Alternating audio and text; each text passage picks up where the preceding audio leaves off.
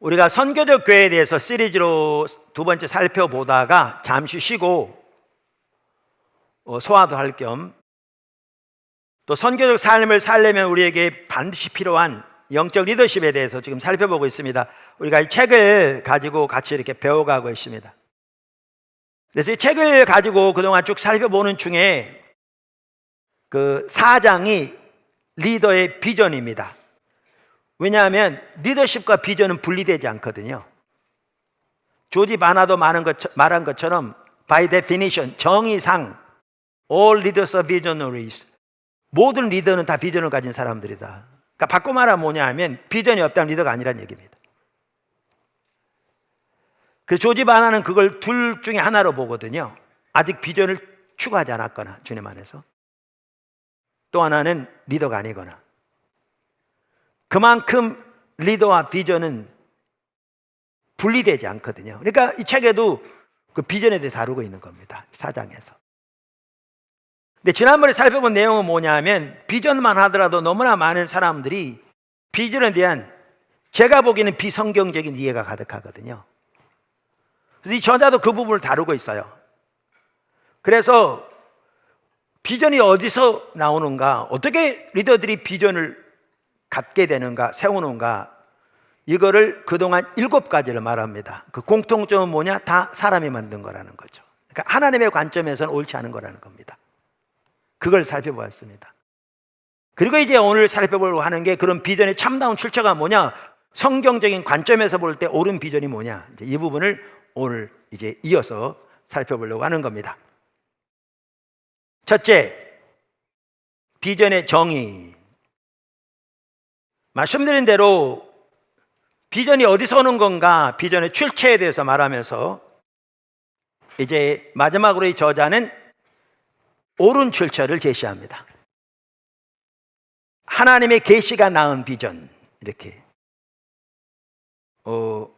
소재 제목이 달려있는데 제가 읽어보겠습니다. 145쪽 제일 아랫단락입니다. 앞서 말한 7가지 비전의 출처에는 공통점이 있다. 모두 세상적 생각에서 비롯됐다는 것이다. 당연하다. 세상은 비전, 즉 눈에 보이는 것으로 움직인다. 그러나 하나님은 당신을 따르는 자들이 눈에 보이는 비전으로가 아니라 하나님의 계시로 살아가길 원하신다. 그런 점에서 잠언 29장 18절, 오늘 그 본문입니다. 18절의 번역은 주의가 필요하다. 잘 알려진 번역은 비전이 없으면 백성이 망한다 이다. 지난번에 살펴보았는데 이게 킹 제임스가 그렇게 번역하고 있거든요. 이제 그러면서 그 이해를 가지고 사람이 세운 비전, 오늘날 너무나 팽배한 그것을 비전이라고 잘못 이해하는 경우가 많거든요. 그래서 그걸 지적합니다. 그러면서 계속 이렇게 얘기합니다. 계시가 없으면 백성이 방자에 향한다가 보다 원어에 가까운 정확한 번역이다. 우리 개역 개정 성경 그렇게 번역하고 있거든요. 비전과 계시는 다르다. 비전은 사람들이 만들어내는 것이지만 계시는 받는 것이다. 리더는 비전을 꿈꿀 수는 있지만 하나님이 계시해 주시기까지 하나님의 뜻을 발견할 수는 없다. 그러니까 우리말 개역 개정 성경만 하더라도 이렇게 번역하고 있는데요. 이 저자도 그 NIV 성경이 그렇게 번역하고 있어요. 그게 더 옳다 그렇게 말해요. 미국의 성서 공회 중에 하나가 유나이티드 바이블 소사이어티라고 있습니다.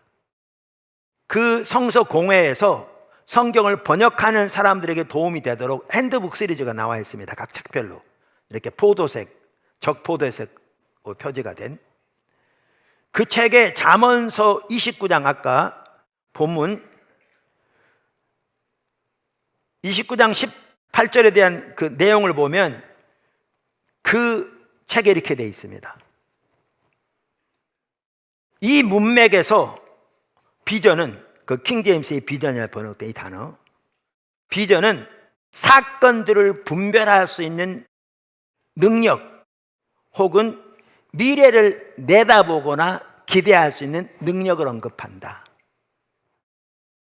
CB, TB, 이거는 영어 성경 번역을 말하는 겁니다. 그것은 그 단어가 하나님의 인도, God's guidance, 하나님의 인도를 언급하는 것으로 이해한다. 그러니까 미국 성서공회에서 나온 핸드북 시리즈도 이 잠언 29장 18절에 이 비전이라고 킹제임스 번역된 우리나라 말의 묵시라고 번역된 이 단어에 대해서 하나님의 인도를 따라서 그것에 의해서 사건을 분별할 수 있는 능력 혹은 미래를 예측할 수 있는 능력을 의미한다라고 이해하는 거죠. 그래서 ESV 성경, 요즘 미국에서 많이 쓰는 ESV 성경에는 그 단어를 뭐라고 번역하고 있느냐면요, prophetic vision이라고 번역합니다. 예언적인 비전, 선지자적인 비전. 그래서 이러한 종합적으로 볼 때에 NIV 성경이라든가 ESV 성경이라든가 CB, TEB 같은 성경들, 미국 성서공회, 유나이티드 바이블 소사이어티, 미국은 아메리칸 바이블 소사이어티도 있더라고요. 성서공회 두니까 봐요. 이러한 책들, 그 다음에 헨리 빌러가비 목사님이 말한 것처럼 여기에 이 단어는 하나님의 묵시, 하나님의 계시를 의미하는 걸 볼 수 있어요. 그러니까 비전만 하더라도 참다운 출처는 결국 하나님의 비전인 거죠. 하나님이 보이신 거죠. 하나님의 계시. 그래서 이런 관점에서 볼 때 우리가 이미 살펴본 대로 조지 바나가 비전을 아주 잘 정리했다고요. 그러니까 그 정의를 내렸다고요. 여러 번 이 부분 나눴죠. 더 파워 오브 비전이라는 책인데 아주 뛰어난 책입니다. 우리말에는 그 책이 그 전에 몇 개에서 번역됐다가 지금 다 절판됐더라고요. 첫 번째 판은 저는 세컨드 에디션을 봤는데요. 영어로 된 책을. 거기에 보면 그 비전을, 그러니까 누구누구의 사역을 위한 비전 이렇게 표현하거든요. 이런 포로나무 교회 사역을 위한 비전, 뭐 이런 식으로. 그래서 이렇게 표현합니다. 사역을 위한 비전은 하나님에 의해 그분의 선택된 종들에게 주어진, 그러니까 하나님이 주신 겁니다. 하나님이 선호되는 미래에 대한 선명한 정신적인 이미지이고, 다시 말하면 하나님이 이루실 것을 선명히 보는 거라고 말입니다. 아까 그 뭐죠? 유나이티드 바이블 소사이티에도 말한 것처럼 선명한 정신적 이미지이고, 그것은 하나님과 자신과 환경에 대한 정확한 이해에 기초하고 있다. 그러니까 하나님과의 관계, 그 다음에 하나님께서 이 세상 가운데서 행하고 계신 일에 대한 이 모든 것과 관계가 있다, 이렇게 말하고 있습니다. 그러면서 여러 차례 이렇게 나눴습니다마는 그 당시 조지 바나 그룹에서 다양한 종류의 사람들, 어른들, 10대들, 목회자들, 교회 스태프들, 정재계 리더들, 비영리단체와 선교단체 장들 등 다양한 종류의 사람들과 무려 20만 건 이상의 인터뷰를 했더라고요. 그래서 결과 낸 것을 제가 여러 번 나눴잖아요. 그 중에 하나가 뭐냐 하면 성도들에 대한 건데, 이렇게 말합니다. 대부분의 신자들은 비전의 개념에 대해서 안다. 그러나 그들의 삶과 사역에서 하나님의 비전이 실제로 작동하고 있는 사람은 거의 없다. 그러니까 비전을 지금 우리가 살펴본 대로 이런 관점에서 올바로 이해하고 그 관점에서 본다면 원래는 성도들의 삶 속에 하나님의 비전이 실제로 작동하고 있는 사람이 거의 없다는 겁니다. 이게 지금 미국 사람들 대상으로 한 얘기예요. 미국에 조사한 거니까. 근데 저는 한국 교회 성도들도 크게 다르지 않다고 생각하거든요. 그러니까 성도들의 삶 속에 하나님의 비전이 실제로 작동하고 있는 사람이 거의 없는 거죠. 그러니까 제가 나누고자 하는 게 그 말이에요. 우리의 올바른 신앙생활은 우리의 삶 속에 하나님의 비전이 올바로 작동하고 있는 게 올바른 신앙이에요. 노아를 보십시오. 모세를 보십시오. 다윗을 보십시오. 요셉, 다니엘. 그들의 삶 속에는 하나님의 비전이 실제로 작동하고 있었거든요. 근데 지금 제가 언급한 사람들, 오늘날로 말하면 그들 중에 단 한 사람도 목회자가 없는 거 아세요? 지금 언급한 사람들. 그들 모두는 여러분과 똑같은 사람들이었어요. 그러니까 프로페셔널 종교인이 아니었어요. 그래서 우리의 정상적인 기독교인의 삶은 각 성도의 삶 속에 가정에서건 회사에서건 공직에서건 교회에서건 하나님의 비전이 실제로 작동하는 것이 정상입니다. 이 설교만 해도 그래요. 여러분의 삶 속에 하나님의 비전이 실제로 작동하기를 추구한다면 우리가 나눈 부분이 너무너무 중요한 것을 인식하게 될 겁니다. 그런데 그렇게 하나님의 비전이 실제로 작동하기를 추구하지 않는 사람은 되게 따분하죠. 뭔 얘기야 도대체. 우리의 신앙생활의 기준은 다른 사람이 어떻게 하느냐가 아니라, 다른 교회가 어떻게 하느냐가 아니라 성경이 뭐라고 있는가, 뭐라고 말하고 있는가 우리 기준이 되어야 합니다. 그러면서 이 책에 보면 이렇게 비전을 이렇게 올바른 출처는 하나님의 계시다. 그러면서 계속 이렇게 말합니다. 세상은 하나님의 뜻을 무시하므로 비신자의 길은 하나뿐이다. 자기 비전을 만드는 것이다. 세상 사람은 다 그렇게 하죠. 하나님 안 믿으니까요. 이 책의 비전이란 단어가 자주 사용되겠지만 그것은 리더가 만들어낸 목표나 꿈이라는 뜻은 아니다. 오히려 하나님이 미래에 대해 계시하시고 약속하신 것을 지칭하는 말로 쓰일 것이다. 이게 비전이거든요. 아까 나눈 것처럼. 그러니까 헨리 블랙갑이 조지 바나는 같은 미국 분이긴 하지만 전혀 다른 그 맥락에서 사역하는 분들이고, 그런데 이해가 똑같습니다. 영적 리더를 움직이는 비전은 하나님께로부터 온 것이라야 한다. 현명한 리더는 하나님의 계시와 인도 없이는 너무나 복잡한 인생을 이해할 수 없음을 잘 안다. 뿐만 아니라 우리가 사역만 하더라도 성경적인 사역으로 올바로 이해하면 비전에 대한 이 이해가 정확하게 성경적인 것을 볼 수 있어요. 둘이 연결되거든요. 오늘날 너무나 많은 사람들이 사역에 대해서 우리가 하나님을 위해서 계획을 세우고 도와달라고 간절히 기도하고 그것을 위해서 열심히 노력하는 것, 그것을 사역이라고 생각합니다. 근데 여러 차례 살펴본 것처럼 그게 성경에 말하는 사역이 전혀 아닙니다. 그랬더라면 여러 번 말씀드린 대로 노아는 그 시대에 방주를 안 만들었을 것이고요. 그랬더라면 모세는 80세가 되었을 때 군대 한 명 무기 하나 없이 애굽으로 들어가지 않았을 것이고요. 그건 다 어리석은 일들이었죠. 사역에 대해서 가장 잘 말하는 구절이 예수님이 말씀하신 구절이거든요. 이미 여러분 잘 압니다. 지금 복습하고 있어요. 요한복음 5장 17절, 19절, 20절에 그게 나오죠.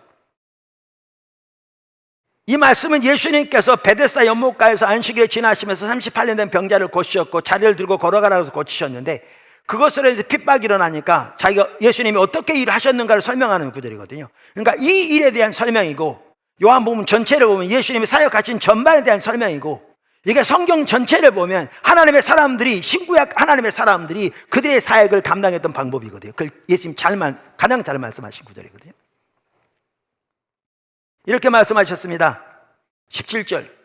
예수께서 그들에게 이르시되 내 아버지께서 이제까지 일하시니 나도 일한다 하시며. 19절. 그러므로 예수께서 그들에게 이르시되 내가 진실로 진실로 너희에게 이르노니 아들이 아버지께서 하시는 일을 보지 않고는 아무것도 스스로 할 수 없나니 아버지께서 행하시는 그것을 아들도 그와 같이 행하느니라. 아버지께서 아들을 사랑하사 자기가 행하시는 것을 다 아들에게 보이시고.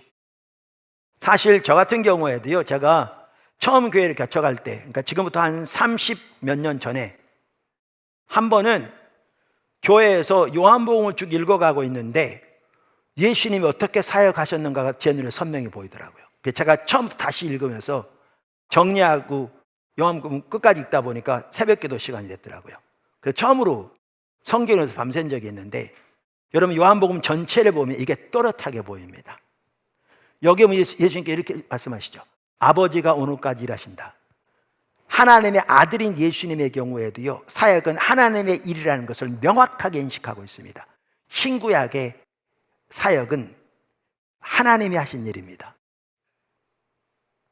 아까 방주를, 다시 말하면 물로 세상을 심판하시고 노아의 가족으로 새로운 인류 시작하기 위해서 방주를 만들어 가신 거잖아요. 출애굽 사건, 모든 것들을 보십시오. 하나님의 일입니다. 예수님은 그것을 분명하게 인식하고 계십니다. 아버지가 오늘까지 일하신다. 나도 일한다. 예수님은 아버지가 행하시는 것을 보면, 일하신 걸 보면 그 뜻이 이루어지도록 그 일에 자기를 드리는 것을 요한복음 4장에 보면 양식으로 하셨습니다. 밥으로 하셨습니다. 이게 우리 모두가 가져야 할 자세입니다. 이게 오늘날 이 자세가 너무나 결여되어 있습니다. 그만큼 자기중심적입니다. 여러분, 이 시대의 사조는 중심에 자기가 있습니다. 자기가 하나님 된 시대거든요. 윤리 기준의 판단도 자기고요, 옳고 그름의 판단도 자기고요, 아름다움과 추한 것의 기준도 자기가 보는 관점입니다. 자기가 하나님 된 시대입니다. 이게 우리가 살고 있는 시대입니다. 그러니까 이런 말씀들이 너무나 낯설게 느껴집니다. 그 결과는 파멸입니다.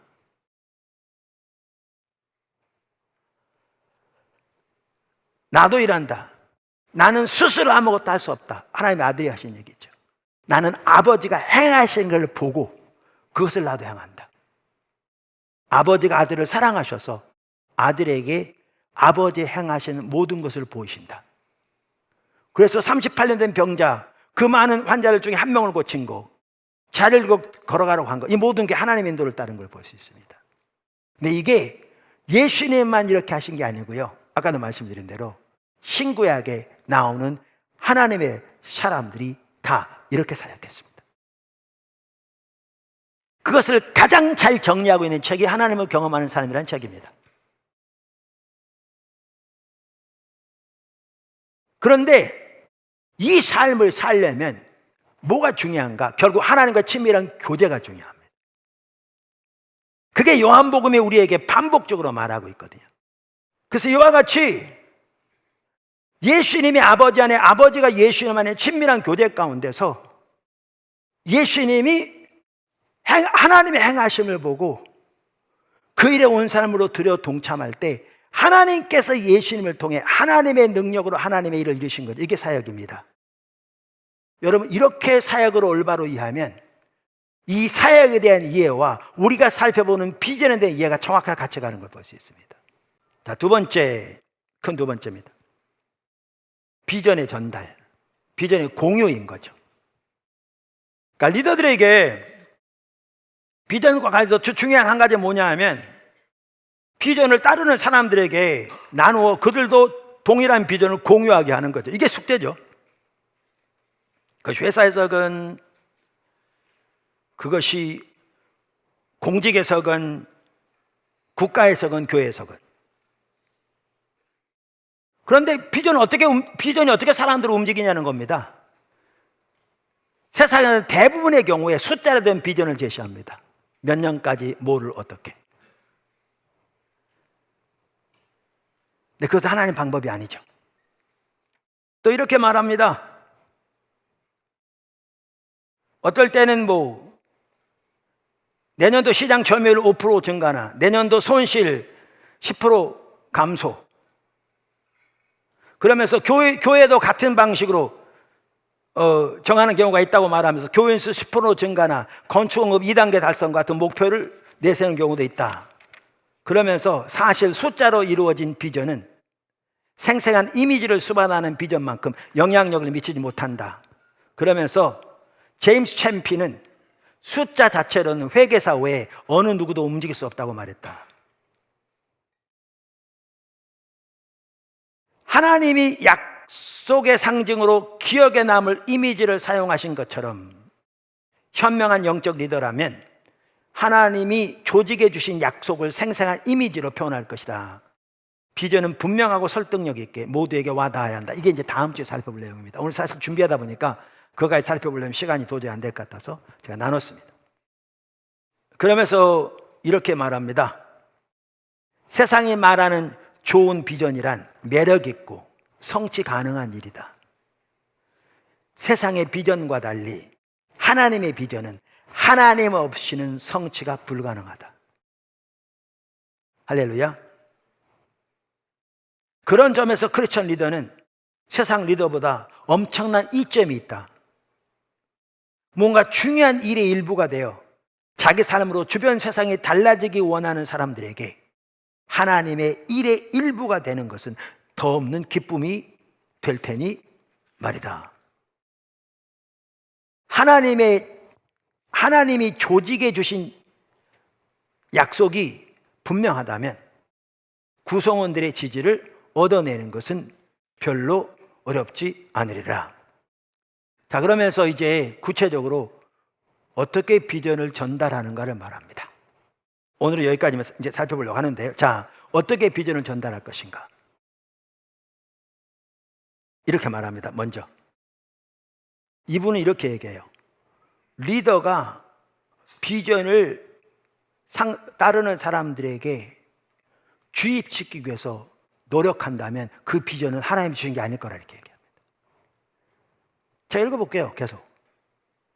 기독교적 관점에서는 비전을 주입하는 과정 자체가 잘못이다. 주입돼야 할 비전이라면 설득력 있는 비전이 아니므로 필시 하나님에게서 온 것이 아닐 것이다. 영적 리더는 비전을 주입하지 않는다. 하나님이 자신에게 주신 것을 사람들과 나누고 성령이 그들의 마음에도 똑같은 비전을 확정해 주시리라 믿을 뿐이다. 오늘날 많은 리더들이 조직의 비전을 만들어낸 뒤 구성원들에게 비전에 합류하든가 다른 조직을 찾으라고 다그칠 때가 많다.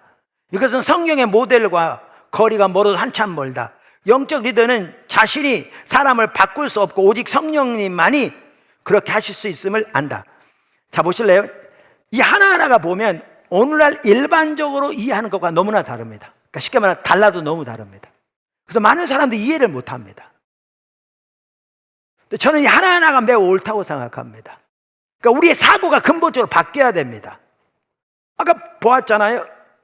리더십에 대한 이해, 비전에 대한 이해, 사역에 대한 이해부터가 우리는 너무나 옆으로 가 있습니다. 전혀 성경적이 아닌 자기중심적인 세상적인 방법인 거죠. 그러다 보니까 비전을 공유하는 것도 세상에서는 방법을 앞세우는 경우가 심지어 기독교 단체도 너무나 많습니다. 저는 이게 옳지 않다고 확신합니다. 이 저자가 맞다고 확신합니다. 이것을 잘 보여주는 아주 좋은 예 중에 하나가 사도 바울의 예입니다. 사도 바울이 복음을 전하는 것에 말하는 구절인데요. 이렇게 말합니다. 그걸 보면 복음 전하는 것뿐만 아니라 비전을 나누는 것이건 설교건 광고건 아니면 회사에서건 저는 매우 중요한 방법이라고 생각합니다. 고린도서 4장 1절 한번 보시죠. 자세히 한번 보시죠. 그러므로 우리가 이 직분을 받아 긍휼하심을 입은 대로 낙심하지 아니하고 이에 숨은 부끄러움의 일을 버리고 속임으로 행하지 아니하며, 여기 보세요. 잘 보세요. 숨은 부끄러움의 일을 버리고 속임으로 행하지 아니하며 하나님의 말씀을 혼잡하게 하지 아니하며 오직 진리를 나타내므로 하나님 앞에서 각 사람의 양심에 대하여 스스로 추천하노라.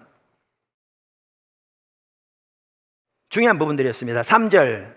만일 우리의 복음이 가리웠으면 망하는 자들에게 가리워진 것이라. 그 중에 이 세상의 신이 믿지 않는 자들의 마음을 혼미하게 하여 그리스도의 영광의 복음의 광채가 비치지 못하게 하미니 그리스도는 하나님의 형상이니라. 5절. 우리는 우리를 전파하는 것이 아니라 오직 그리스도 예수의 주 되신 것과 또 우리를 위하여 예수를 위하여 우리가 너희의 종된 것을 전파함이라. 6절. 어두운 데서 빛이 비치라 말씀하셨던 그 하나님께서 예수 그리스도의 얼굴에 있는 하나님의 영광을 아는 빛을 우리에게 비추셨느니라. 비슷한 내용이 데살로니가 전서에 나옵니다. 2장 2절부터 보겠습니다. 너희가 아는 바와 같이 우리가 먼저 빌립보에서 고난과 능력을 당하였으나 우리 하나님을 힘입어 많은 싸움 중에 하나님의 복음을 너희에게도 전하노라. 사도행전을 보면 빌립보에서 많은 핍박이 있었거든요. 그런데 그 이후에 데살로니가에 가서 하나님을 의지해서 복음을 전했어요. 그러면서 3절 우리의 권면은 간사함이나 부정에서 난 것이 아니요 속임수로 하는 것도 아니라 오직 하나님께 옳게 여기심을 입어 복음을 위탁받았으니 우리가 이와 같이 말함은 사람을 기쁘게 하려 함이 아니요 오직 우리 마음을 감찰하시는 하나님을 기쁘시게 하려 함이라. 너희가 알거니와 우리가 아무 때에도 아첨하는 말이나 탐심의 탈을 쓰지 아니한 것을 하나님이 증언하시느니라.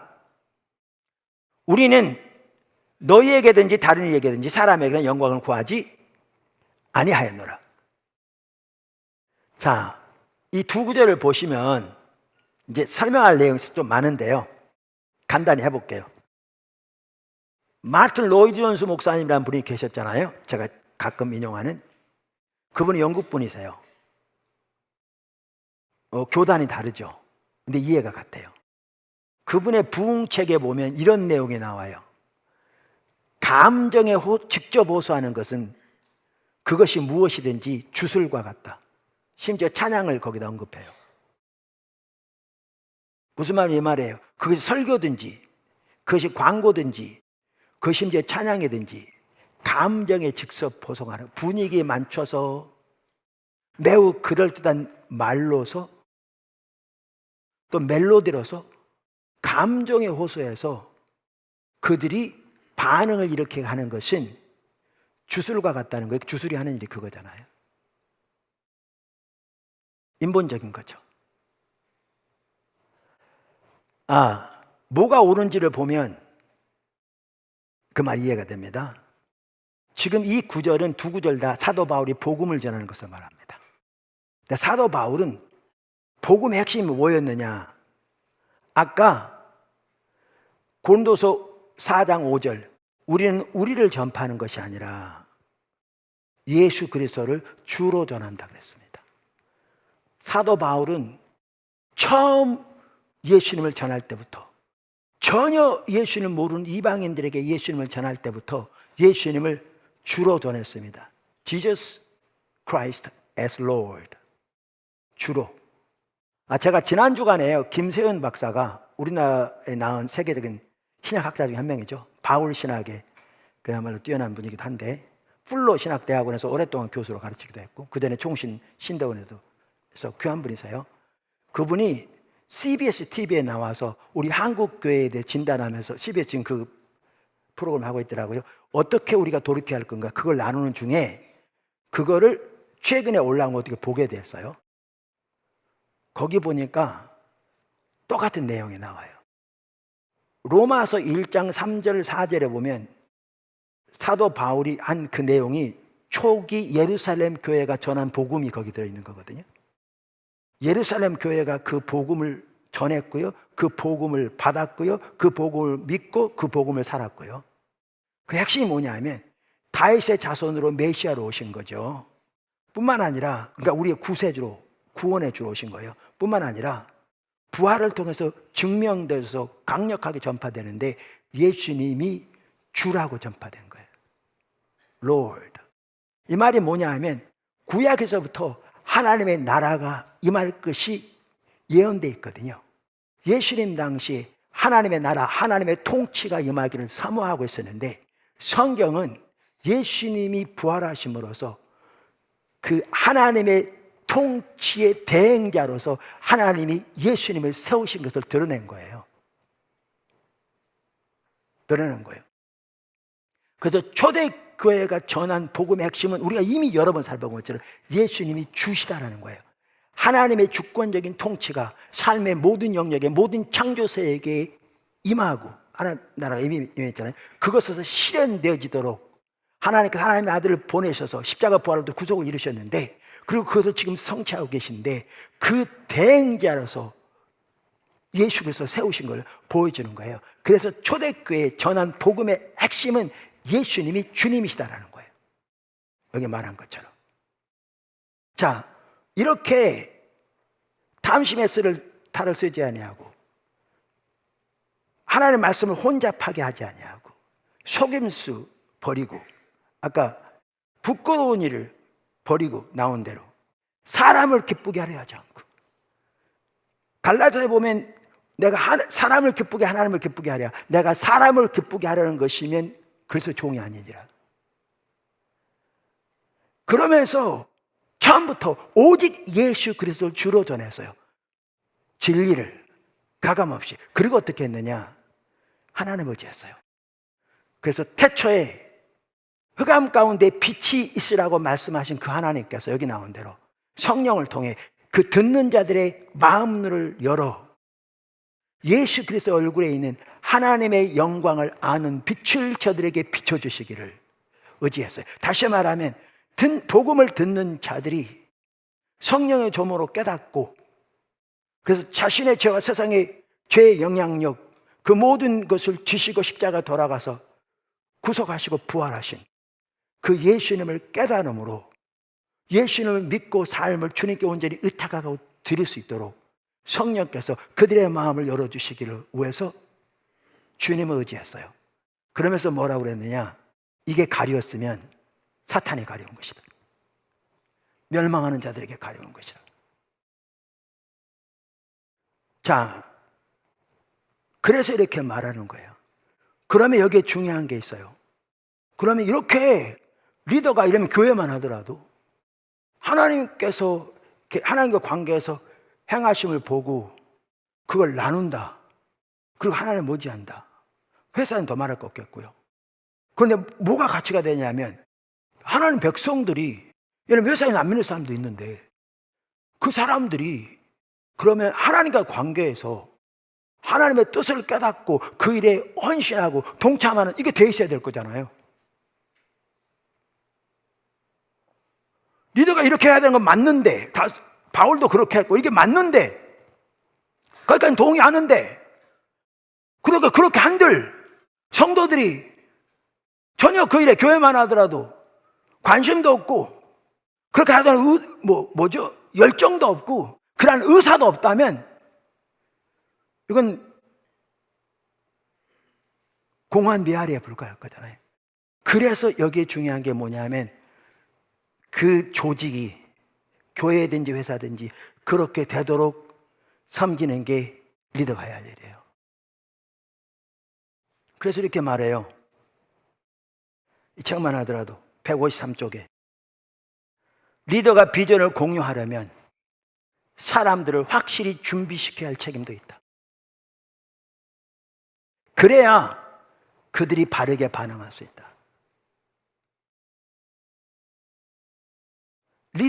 영적 리더들이 생각해야 할 것이 하나 더 있다. 성령께서 사람들을 깨우쳐 새 방향으로 움직이게 하지 않으신다면 그 비전의 출처가 하나님이 아닐 수도 있다. 하나님이 시작하신 일은 그분이 지원해 주신다. 그래서 저는요 포도나무 교회가 여기까지 온 게 정말 하나님의 은혜라고 생각하거든요. 지금 몇 명 모이고 중요한 게 아니고요, 교회가 다 그런 건 아닐지 몰라도 성도들이 전반적으로 하나님의 뜻을 알기를 구하고 하나님 알기를 구하고 하나님의 계신 곳에 함께 있기를 열망하며 하나님의 뜻이 밝혀지면 기꺼이 하나님 의지해서 따라가고자 하는 자세들이 갖춰져 있는 이거요 절대 쉽게 오지 않았습니다. 교회가 여기까지 오도록 치러진 대가가 절대 작지 않았습니다. 전적인 하나님의 은혜였습니다.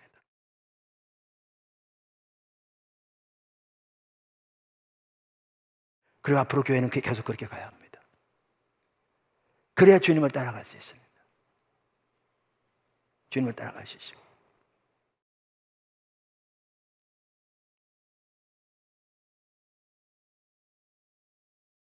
(153쪽) 제라의 단락.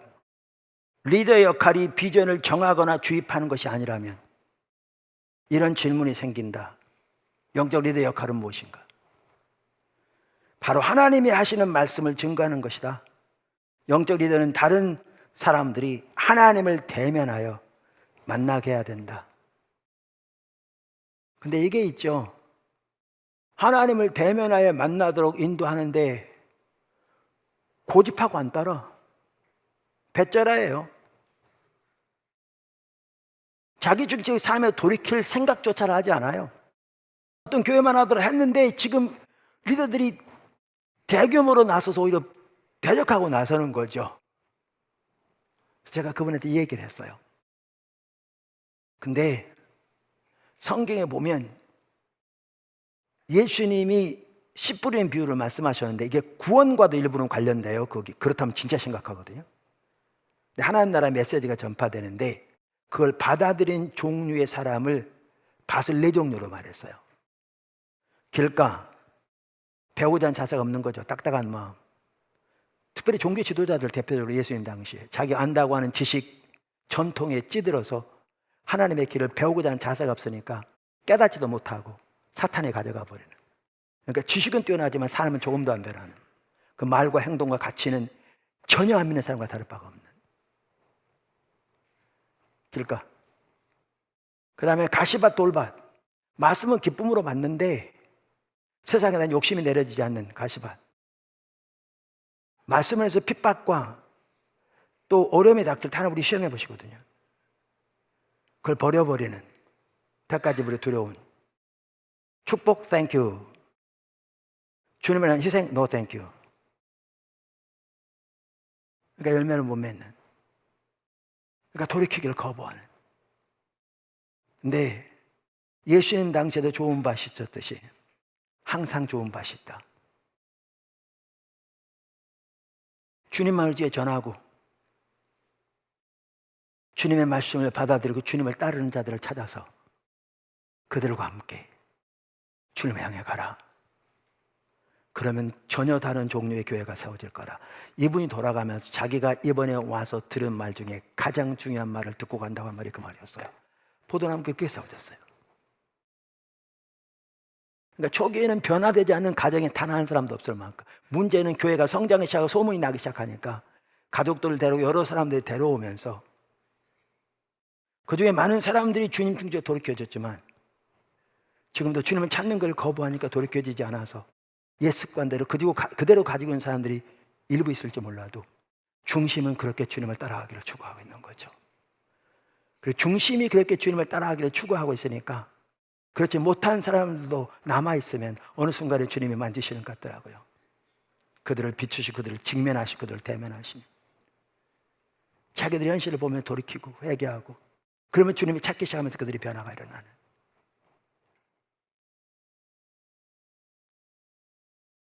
비전은 공유하는 거요. 하나님 방법대로 하려면 교회가 하나님 중심으로 세워져야 합니다. 이렇게 말합니다. 저자는 자신이 하나님의 음성을 들었다는 사실을 사람들에게 쉽게 설득할 수 없을지도 모른다. 회사엔 더욱더 그럴 수 있죠. 직원 중에 안 믿는 사람도 있는데. 그러나 일단 사람들이 직접 하나님의 음성을 들으면 어떤 것도 하나님의 일을 방해할 수는 없다. 하나님 따라가면서 그들은 하나님을 모를 줄 몰라도 다니엘을 통해서 요셉을 통해서 하실 때에도 그 부하들이 다 하나님 믿는 사람은 아니었거든요. 그런데도 하나님이 그들을 통해서 일하셨잖아요. 하나님이 뒷받침하시니까요. 리더가 나눈 진리를 취하여 성령이 사람들의 마음속에 확증을 주시기 때문이다. 하나님에게서 온 것임을 사람들에게 설득하는 것은 성령이 하시는 일이다. 하나님과 관계가 깊어지면 누구나 하나님의 음성을 듣고 그분을 따르고자 하는 마음이 생긴다. 그들을 구워 삼거나 할 필요가 없다. 마음이 자연스러운 반응으로 따르는 것이다. 그렇다면 영적 리더십의 열쇠는 다른 사람들을 주님과 관계에서 자라나도록 이끌어 주는 것이다. 오늘 저는 그 비전을 살펴보면서 이전을 살펴봤지만 특별히 저자가 말하는 내용들을 살펴보면서 우리가 말하는 비전이 이게 왜 성경적으로 옳고 중요하고 오늘날 이해가 얼마나 옆으로 가 있으며 비전이 나눠진 것만 하나도 우리가 얼마나 성경적 하나님의 관점과 방법을 해야 되는지, 그리고 그렇게 되려면 어떻게 교회가 하나님을 쫓아가야 되는지 살펴봤습니다. 아까 나눴던 얘기 나누면 올바른 관점에서 하나님의 비전, 그 하나님의 비전이 각 성도들의 삶 속에 실제로 작동하는 것, 그게 우리 신앙입니다. 포도나무기 치셔야 되는 다 그렇게 되길 축복합니다.